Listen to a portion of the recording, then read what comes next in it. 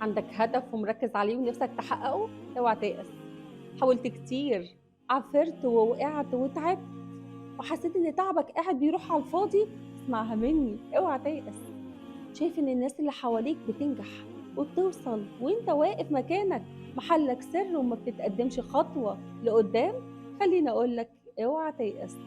زمان قالوا لنا ان وعد الحر دين عليه، فما بالك بوعد رب العزة سبحانه وتعالى ليك، اللي وعدك وقالك إن لا نضيع أجر من أحسن عملا. صدق الله العظيم. اجتهد واسعى واعمل اللي عليك وانسى النتيجة، أصلها مش بتاعتك. ربنا هيديك على قد تعبك وأكتر كمان. وخليك واثق في اختيار رب العزة ليك سبحانه وتعالى. فلو انت عندك هدف، عايز تنجح في امتحان، عايز تشتغل، عايز تتجوز واحدة بتحبها، عايزة ربنا يرزقك بولاد، عايزة الرزق، عايز الصحة، خليني أقولك مهما كان هدفك هو ايه، اعمل اللي عليك واسعى واجتهد، بس اوعى تيأس. عارف ليه؟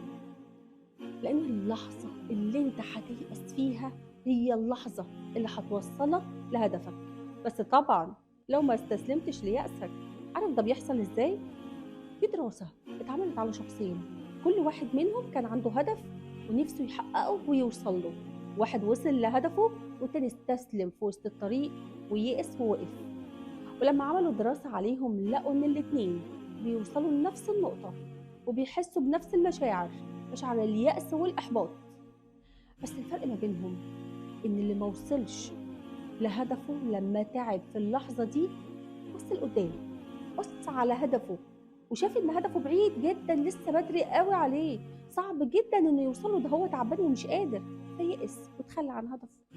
ووجدوا إن الشخص اللي حقق هدفه لما وصل لنفس اللحظة نفس النقطة وهو تعبان، بص لوراه وبصش لقدام، وشاف هو إزاي أنجز خطوات وأخد خطوات لقدام، حتى لو ما كانتش الخطوات دي خطوات كبيرة، بس حفز نفسه وقال ما دمت قدرت أخطي الكام خطوة دول، إن شاء الله هقدر وهوصل وهحقق هدفي بعون الله. وكمل في طريقه وفعلا وصل وحقق هدفه.